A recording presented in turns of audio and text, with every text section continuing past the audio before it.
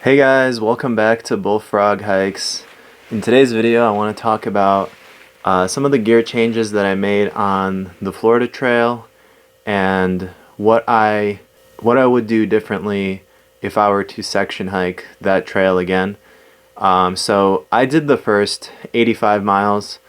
My goal going in was to do the first 100, but I felt like after the first 85 miles I kind of got the vibe of the Florida Trail, and at that point I was just like really tired and ready to go home. So I still think that I learned as much as I would learn if I had done 100 miles, because the way it works out is that part of the trail is essentially a road walk through these agricultural areas. They're called like levees. You're just on this levee, it's like a hill, and you're like walking alongside all these big open farm areas. So I kind of got the vibe, and that's not to say that I didn't enjoy it. It was definitely kind of cool being out there by myself and really being like in charge of my own journey. So yeah, let's get into all the gear that I would advise for someone doing it. So one thing for sure is that these stakes that I currently use, I believe they're like 6 inches. They're the Durston V-style, V-shaped stakes. I'm not exactly sure the name of them, but these were great in like 95% of situations. But on the Florida Trail specifically, you're dealing with a lot of open fields, and what that does is you'll have really strong winds that can potentially rip your stakes out of the ground at night. So it's good to have longer stakes for that reason, as well as the ground is not always ideal. Sometimes there'll be a grass field, but by the levees specifically, the grass will have like an inch or two of dirt underneath, but then below that is just hard gravel or just really hard surfaces. So having a longer stake, you can just really like drive it in sideways. Like you just have more options, I guess, especially if the ground that you're camping on is also like really soft. Then having a longer stake and getting it deeper in will definitely give you more stability for your tent at night. Another thing, and this is kind of going on the same topic, is this Deuce of Spades trowel. I will say it's a bit too minimal for the Florida Trail. You kind of want, I think this is the Deuce of Spades number 2. And I think they sell a number 3, which is like a little bit bigger, has a beefier handle. By the way, if you guys didn't know, I do put Gorilla tape just so that it doesn't dig into my hand when I'm really putting the force down. But yeah, I recommend the Deuce of Spades number 3, or maybe a bigger trowel in general, just because the ground is kind of hard sometimes. So moving on, this is definitely like my new favorite system. Is instead of using a bear bag, I just take a smell-proof bag, and I actually had 2 of these because this one was just a bit too small to carry all my food and other items that have a scent to them. So that's what I used. You can get these at REI. They sell them like in a pack of 3, and I think it was like $16. So they're like $5 a bag, and they last for pretty long. They're like a really durable material.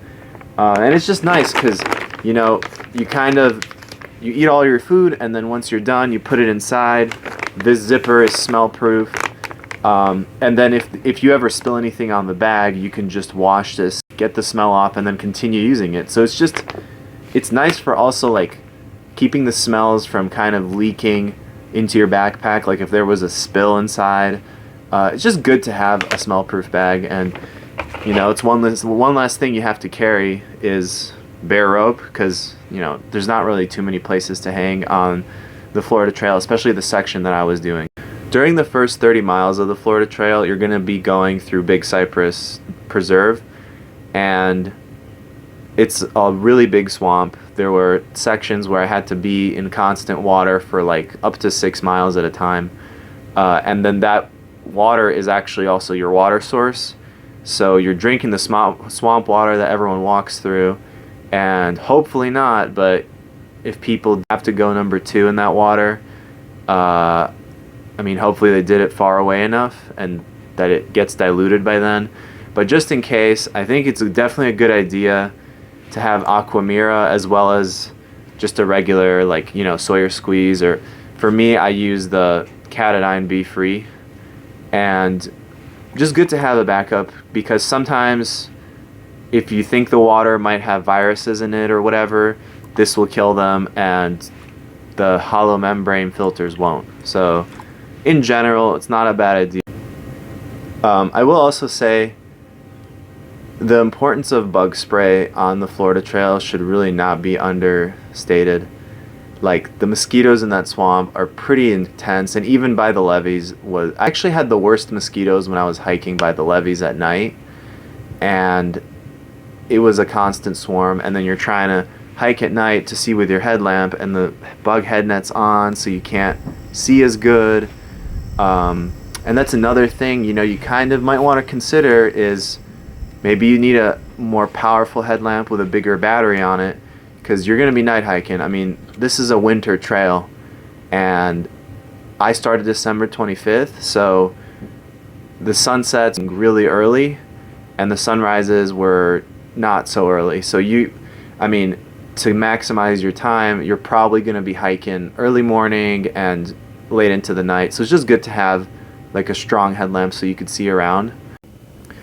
I think for most people, 4 liters is the sweet spot. So you could have like 2 1.5 liter bottles, and then just like a cheap Sawyer Squeeze 1 liter bag, or whatever bladder you have, because most of the time you're probably only going to carry 3 liters. It's only like over those long stretches where you're going to need a 4th liter. So yeah, I did finally get to test out the Neighborhood Packs Meadowlark 30 liter, and it was amazing. I had absolutely no problems with it, and I will say my favorite features of this bag are definitely the bottom pocket, and it's got one right here and a second one here, so you can store snacks and other like items that you need throughout the day, as well as it actually has a third outside pocket right here, which really most of the time I would just put this down inside here, and the reason they make it so long is so that you can adjust it. So if you were carrying a bear canister, you would pull that strap all the way out, and then you can secure it on top. So I mean, this thing is very well designed. It's got some mesh right here just to soften your back a little bit and also absorb sweat. I believe the pack, I think mine comes in at 18 ounces. I haven't weighed it because I actually cut these straps off. So these straps they went on the bottom right here, and so that's if you want to carry like a tent or a foam pad underneath, which I never would have to, because if I did, I would just strap it on the top anyway. So yeah, and this thing is great, much better than my old pack for sure, because it fits me. It's the right torso length, and I'm super happy with it. The final item that I was testing out on the Florida Trail was the Hyperlite Mid 1. It's really a solid tent. It packs down inside your backpack. It's a little bit bulky, I will say, but the good thing is you can squish it down and fit it in your pack. The fabric is really thin, so you can almost like see through it, which, for privacy, if you care about that, that could be a concern. It's definitely much thinner than my old tent, the Tarp tent Aeon Lee. So that might be a deal killer for some people. But the things that I loved about this tent mostly was the fact that it's just bigger, and it also has these optional tie-outs, so you can, there's a minimum setup of 6 stakes, but if you have 10 stakes with you, you can stake out 10 different places, which adds more stability in wind. So yeah, it really adds a lot of living room inside your shelter, and I think that's a great decision overall. The weight of it is also really good. It's an ounce lighter than my tarp tent, but once you add the ridge lines and the extra stakes, you do suffer a bit of a weight penalty. I definitely learned a lot on the Florida Trail, and I think it's a really good place to do a shakedown hike, and also for anyone that did complete the Appalachian Trail.